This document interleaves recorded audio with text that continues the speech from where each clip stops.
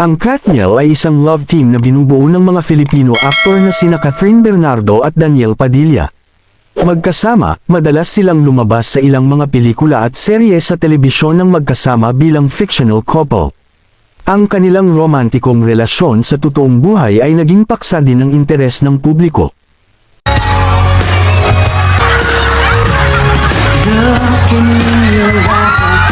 Let's say we're crazy. Don't care about that. Put your hand in mine, baby. Don't ever. Ika-30 ng Nobyembre taong 2023, kinumpirma ni Bernardo ang pagtatapos ng kanyang relasyon kay Padilla sa pamamagitan ng kanyang social media account, na binanggit na sila ay naghiwalay ng landas ng maayos.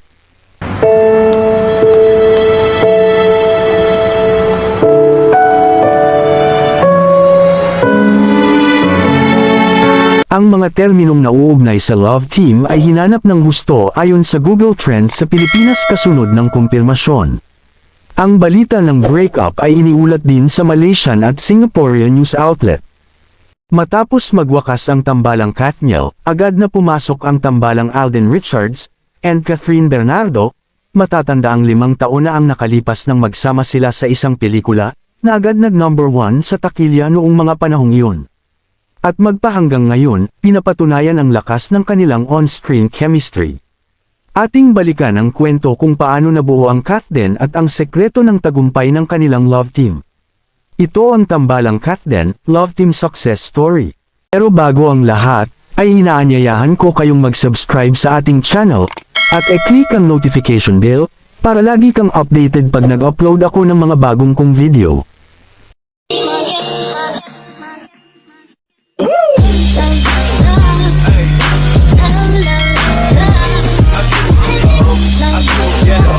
Si Catherine Chandria Manuel Bernardo ay ipinanganak noong ika-26 ng Marso taong 1976 sa Cabanatuan, Pilipinas. Ang kanyang mga magulang ay sina Luz Viminda at Theodore Bernardo.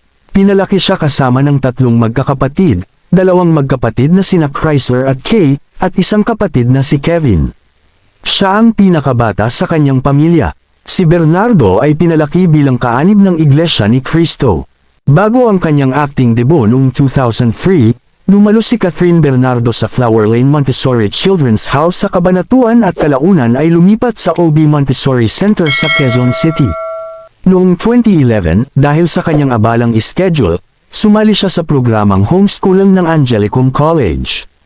Habang hinahabol ang isang degree sa marketing sa Enron Colleges, kinailangan niyang ihinto ang kanyang pag-aaral dahil sa mga salungatan sa pag-i-schedule na nauugnay sa kanyang serye sa telebisyon na Got to Believe. Noong 2021, ipinahayag ni Bernardo ang kanyang patuloy na pagnanais na makakuha ng degree sa kolehiyo sa marketing o communication arts. Si Bernardo ang pinakamataas na kumikitang Filipino movie actress noong 2010s, na kumita ng mahigit 3.5 billion pesos sa takilya. Pinuri siya ng People Asia bilang box office queen ng kanyang henerasyon, sa pagiging nag-iisang Filipino actress na may 2 pelikula na kumikita ng mahigit 800 million pesos bawat isa. Inilista siya ng Forbes Asia bilang isa sa mga pinakama-impluwensyang celebrity ng Asia Pacific sa social media habang isinama siya ng Metro Society sa kanilang listahan ng mga pinakama-impluwensyang personalidad ng Filipino sa social media. Inilista rin siya ng EducCircle bilang isa sa mga pinakama-impluwensyang celebrity ng dekada. Kapansin-pansing pumangalawa siya sa listahan ng net credit ng top 10 na pinakamataas na kumikitang Filipino celebrities sa Instagram, na kumikita ng 208 na milyong piso bawat taon.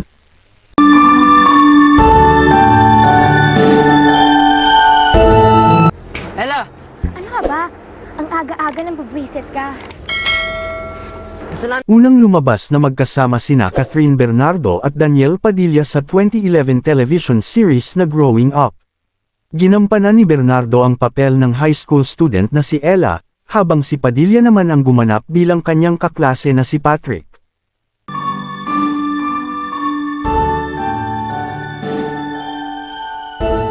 Ang romantikong relasyon nina Bernardo at Padilla ay usap-usapan na nagsimula noong ika-25 ng Mayo taong 2012.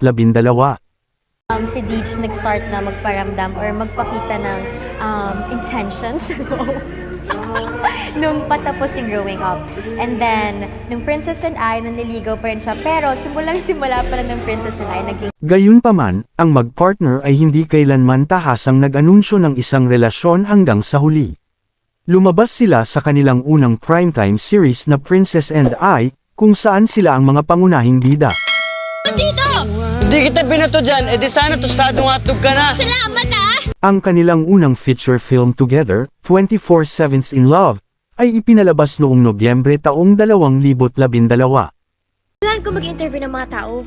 Pwede ko ho ba kayo interviewin? Susundan ito ng kanilang unang top billed na pelikulang Must Be, Love noong Marso taong 2013, at ang kanilang unang Metro Manila Film Festival film na, Pagpag. Patsot, mag-usap naman tayo. Hindi mo sinasagot yung mga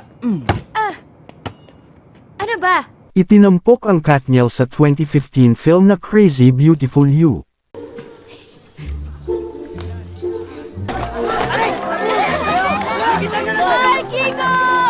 Sa parehong taon, nagsimula silang magbida sa primetime series na Pangako Sa'yo, isang remake ng 2000 series na may parehong pangalan. Ay na, hindi pa rin nagbabago yung style mo? Nagpapaasa ka pa rin?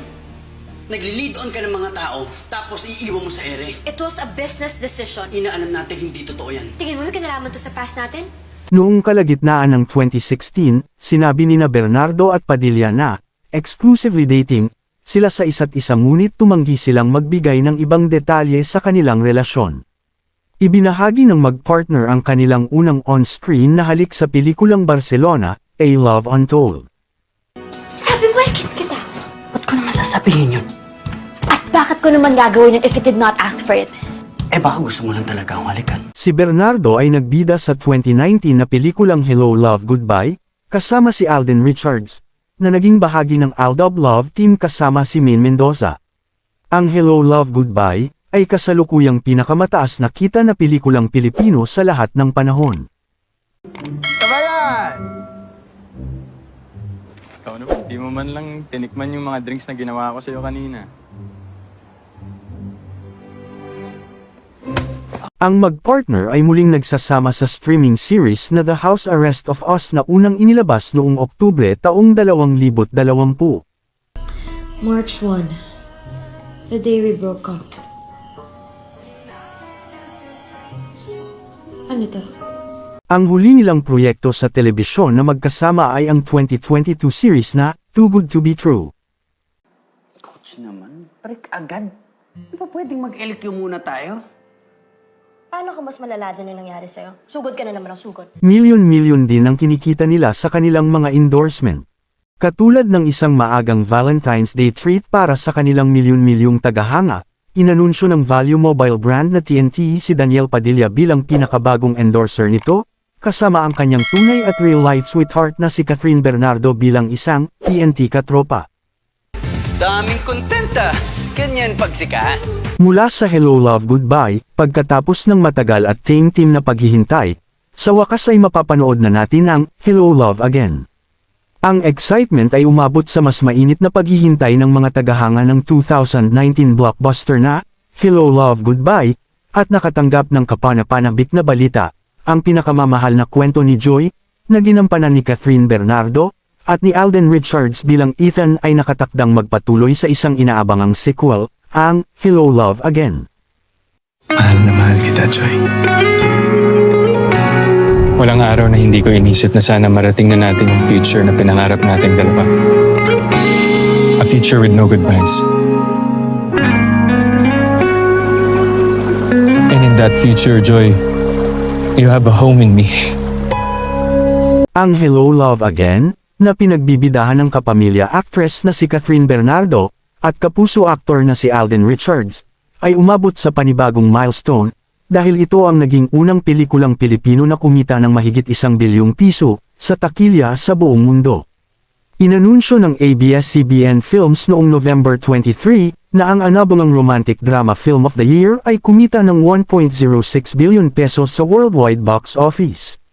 Nalampasan nito ang gross ng Rewind na kumita ng kabuoang 924 milyon pesos sa pagtakbo nito sa teatro. Ang Rewind ay isang opisyal na entry sa Metro Manila Film Festival noong 2023 at pinagbibidahan sa totoong buhay na mag-asawang Dingdong Dantes at Marian Rivera. Hindi lang sa pelikula pwedeng magkasama sina Catherine Bernardo at Alden Richards kundi maging sa teleserye rin. Sa panayam sa Kathden ng online program na On Cue, aminado naman ang dalawa na open sila in doing teleserye together kahit pa magkaiba sila ng network. Paano kung teleserye? Alam mo, management yung mag-uusap. Yes. Okay. Kasi parang para sa amin, bago naman nila i-pitch yun, maraming discussion and mahabang discussion. Nasala na kumbaga. Right. So kapag naka-decide na, both networks, and then ipipitch sa amin, we're just very open naman with it. Right. Basta may magandang material, okay sa both networks, walang masasagasaan na schedule. That's right. Then, diba, let's be open lang to possibilities. Open, we'll see. Yes, po. Maraming salamat sa muling panunood, hanggang sa dulo ng aking video. At huwag kalilimutang mag-subscribe, at pindutin mo na din ang notification bell, para lagi kang updated pag nag-upload ako ng mga bago kong video. Thank you for watching.